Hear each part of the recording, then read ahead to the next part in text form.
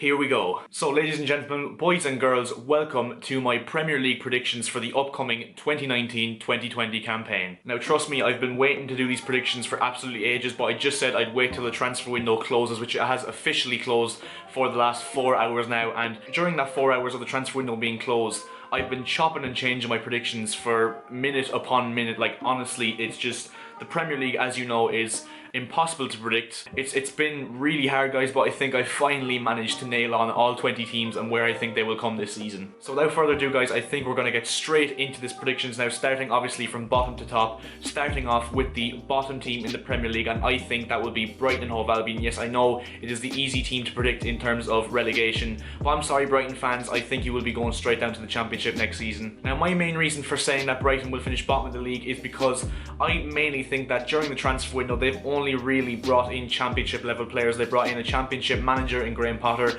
who is unproven in the top flight. They've brought in Championship players such as Neil Maupay. They've brought in Aaron Moy, who I know played in the Premier League for the last 2 seasons. They brought in Adam Webster. They also brought in Leandro Trossard from Genk. But overall, guys, I don't think that they will have a strong enough squad to survive. I know Graham Potter has come in with a reputation of building this attacking, free-flowing side going forward, but I don't think that'll work out in the Premier League. We saw with Fulham last season when they tried to do that. There's a lot of teams that try and do that in the Premier League and it just doesn't work. And I think Brighton will be another one of those teams, and I'm sorry, they had a really poor ending to last season. They were lucky not to be relegated. It was only the fact that Cardiff kind of faltered towards the end that Brighton didn't go down in the first place. And guys, in 19th place I have gone for Southampton. Now this one may shock you a bit because I genuinely do think Ralph Hasenhüttl is a very good manager. He's not German, he's Austrian, but he has come from the Bundesliga, and normally these kind of Bundesliga German managers tend to do well in the Premier League and in England. However, I don't think they had a strong enough transfer window. They brought in Che Adams, who is a Championship level striker, and now he could do well in the Premier League because I've heard good things about him despite me never seeing him play,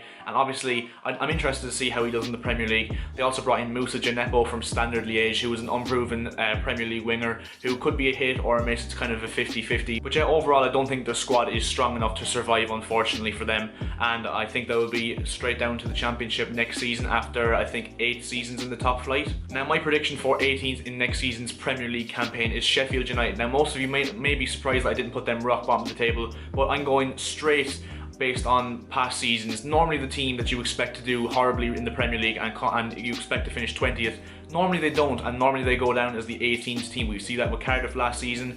Yet that just tends to be the past history with these kind of teams. I think they've brought in a few good players yet again. I know I'm reverting back to it again. Championship quality players like Callum Robinson, Ben Osborne. They brought in Leeds Mousset from Bournemouth, who hasn't really had much Premier League game time. I know they brought back Phil Jagielka, who's a decent signing. They took a wild card on Ravel Morrison, so he's either going to be a hit or miss. He's got the talent, but has he got the attitude? And overall, I like Chris Wilder as a manager. I think Sheffield United are going to play a good brand of football. I think I've heard something about Sheffield United like to attack with the centre back, so is that something that's going to pay off for them, or is it something that's going to get them caught out? That's another thing I'm very interested to see this season. But yeah, I think the 3 relegated teams for next season will be Sheffield United, Southampton and Brighton in that order. So in my predictions for 17th, barely scraping survival from relegation, is Aston Villa, another newly promoted team. Now you may be thinking they spent over £100 million this summer, but look what happened to Fulham last year when they did that. They went back to the Championship in 19th position, had an absolutely rotten season.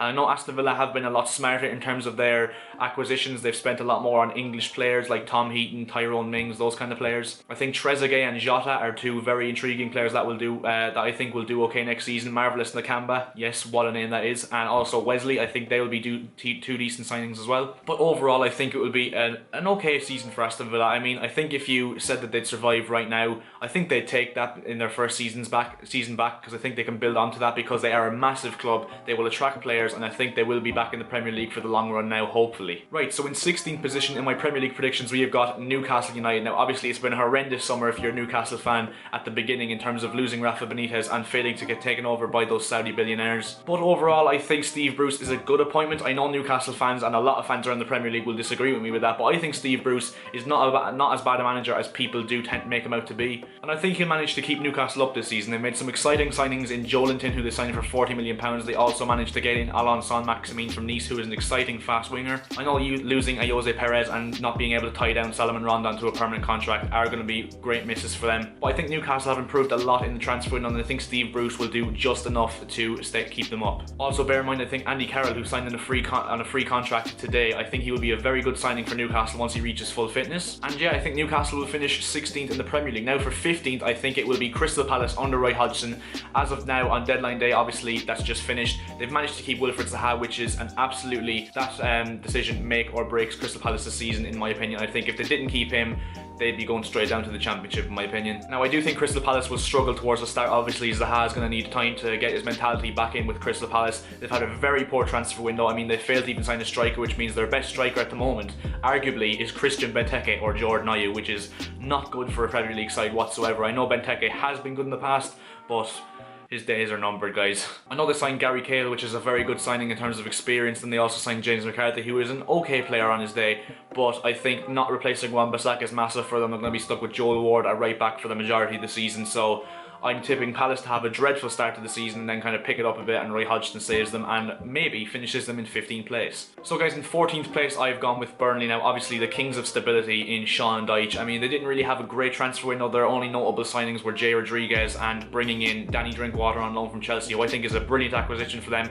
since his playstyle suits Burnley's playstyle down to the ground. And obviously Burnley are the kings of shithousery, so I think Sean Dyche will manage to do it once again. Now obviously these positions from around 12th to I'd say 18th are kind of the really hard ones in the Premier League to predict, so obviously I'm not going to get all these right. I might get a few, but I think Burnley will be stable once again in 14th position. Obviously keeping James Tarkowski was massive for them. He's a very important player for them, and obviously he was linked with Leicester, but it didn't quite go through. But yeah, I think a stable 14th place for Burnley, which I think they would take at this point in the season. Now in 13th I've gone with pretty much a wild punt out from the blue, and that is Norwich City, a team I know very well. Obviously my brother is a diehard Norwich fan, so I do tend to follow them. They're kind of my second team, and I know that based on that logic, you're probably saying I'm a bit biased by saying Norwich in 13th, but I think they have a very good chance of doing very well this season. When you look at how much they spent in the transfer window, 1.3 million or something like mad like that they spent in the window, but they have been smart with their business. They brought in Ralph Farman, Patrick Roberts, Ibrahim Amadou, all on loan deals. They brought in Josip Dermic, a very good Bundesliga striker on a free transfer. They also bought Sam Byram as cover for Max Aarons. And overall, Norwich play a good attacking style. Daniel Farke's a good manager, and overall, Norwich have a lot of talented attacking and defensive players, and you have to say, based on last season, they have a great team spirit. The one thing I think will play to Norwich's advantage this season is last season they showed in the Championship that they just don't know when they're beaten. Whenever they concede a goal, whenever they're drawing or losing, they always find a way to manage to pull it back, and I think that's going to help Norwich brilliantly this season, and I think they will finish 13th in the Premier League. In 12th place I have gone with Watford. Now obviously not an inspiring transfer window for them. They only brought in Craig Dawson and Ismaila Sarr, who seems like a decent winger, but based on what I've heard. And yeah, Watford have managed to keep their key players like Abdoulaye Doucouré, Troy Deeney, Gerard Deulofeu. You know, there's some great players. Ben Foster as well is there. So they do have some very talented players, Watford, and I think they will finish bang on mid-table in 12th. I think they'll have an average season. Obviously they wouldn't be that happy with it because they'll probably end up seeing as going backwards, but I think it will be a stable season for Watford, and they will be in the Premier League again for another season. In 11th I've gone with Bournemouth, a pretty easy one to predict because they're not going to get relegated, let's be real, and they're not going to overachieve and come like 7th or 8th unless they do, and this comes back to bite me in the arse. But Bournemouth are a pretty stable club. I like Eddie Howe as a manager. I really like Eddie Howe as a manager. I think he deserves a job at a top 6 club or the England job in a few years time. They brought in some decent players. Philip Billings, a great acquisition from Huddersfield. I think Jack Stacey's a good one for the future. That guy Arnaut Danjuma looks like a decent player. Which overall Bournemouth as well haven't lost any of their key players. They managed to keep hold of the likes of Callum Wilson, Ryan Fraser, Nathan Ake, which is absolutely crucial for them, and I think it will be another season in mid-table for Bournemouth in 11th. In 10th place I've gone with one that you'll probably be shocked with, but I've gone with Wolverhampton Wanderers. Now I know they absolutely did smashed it out of the park last season. They came 7th in the Premier League. They just had an absolutely unbelievable season, probably the best promoted team to ever grace the Premier League. But as they say, second season syndrome plays its part, and I don't think they'll be relegated. Obviously no one thinks they'll be relegated, and I think it's borderline impossible that they'll be relegated. However, I don't think they'll reach the heights of last season. I think they kind of overperformed last season, and I think they won't be able to reach the heights of last season. Don't get me wrong, they've got a great squad. They've made some decent additions in Jesus Vallejo on a season-long loan, who's a very good signing for them. But I think Nuno won't be able to reach the same heights as Wolves managed last season, and I think they will finish bang on in the middle of the table in 10th position. Let's not forget that Europa League plays a part on Wolves' successes this season as well, and I think that will kind of come down on them eventually in the middle of the season as well, so that's why I think they'll finish 10th. So in 9th, I've gone with West Ham United, another team that are kind of going to be in and around the top 6 to mid-table kind of ranks, and they've got some very good players, including Felipe Anderson, you know, Manuel Lanzini, Jack Wilshere when he's fully fit. Obviously they lost Arnautovic, but that was always going to happen. I mean, he was pretty much a virus in that club, and they replaced him with Sebastian Haller, which is a brilliant piece of business because Chelsea were looking at him before they got transfer banned. Pablo Fornals is another one that's very, very good. I mean, West Ham didn't really strengthen the defence. They only really brought in Fornals and Haller. They were like their only really marquee signings. But to be honest, I don't think West Ham need that. They have some great players, Issa Diop, Declan Rice, you know, those kind of players in the defensive line to hold the defence together. So I think they're going to have a very, very good season, West Ham.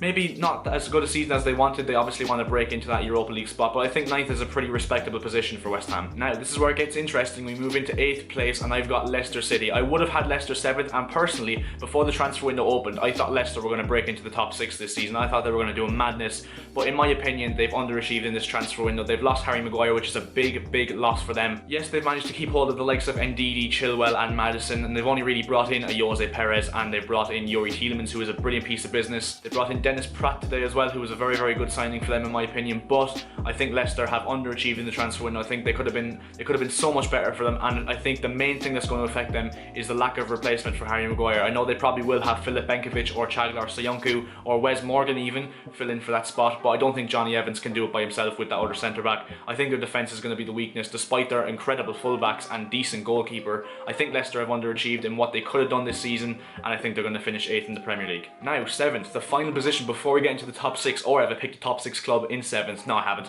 I've picked Everton in 7th place. I think it's no word of a lie, it's no secret that they've had an incredible transfer window. They brought in the likes of Mose Ken, they brought in the likes of Jean-Philippe Gbamin, they've signed Andre Gomez on a permanent deal after his loan, they've signed Fabian Delph, they've got Alex Iwobi in at the very last second. Literally, as I watch Sky Sports now, it's only just popped up that Everton have signed him. So yeah, they've made some very, very solid signings, and I think they're going to challenge the top 6 this season. Obviously though, the top 6 is incredibly difficult to break into, but I think Everton will be the best of the rest, and I think they will get Europa League football, and they will deserve it as well, because their transfer business over the last few years has been absolutely phenomenal. Now, the top 6, here is where it gets interesting, and here is where I get slated in the comments, because in 6th place I've gone with Manchester United. I know Chelsea had a transfer ban, and maybe I'm being biased, but I think Manchester United will finish 6th, purely because of the reason that I don't think Ole Gunnar Solskjaer has had a good transfer window. They brought in Aaron Wan-Bissaka, who was a very good long-term signing. Harry Maguire, the same, is a decent signing. They brought in Daniel James, who,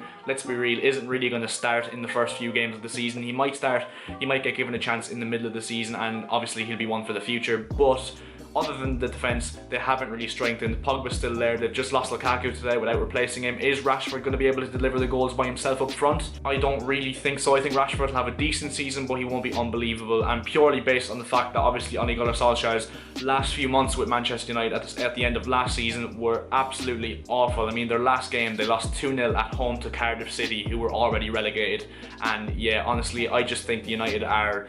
No word of a lie, I think United are in trouble. I think it's going to be a long rebuilding process, and we're only at the start of it now. So, sorry United fans, but I think United will underachieve this season. Now, we reach into 5th place. Who do I think will miss out on the top 4 other than Manchester United? Now, obviously, I'm literally changing my decision right now, because what I have written beside me here is completely different to what I'm going to say. But in 5th place, I've gone with my club, Chelsea. Now, obviously, we've got a transfer ban, so I would take 5th place, but I really do want to get Champions League football to attract the big names next season, so we can go on a spending spree and get back into that title contention. However, I think losing David Luiz today, as much as I don't rate him as a defender, I think it does affect us, because Kurt Zouma and Andreas Christensen now have so much pressure on them until Antonio Rudiger comes back. Fikayo Tomori's there as well. I think there's going to be...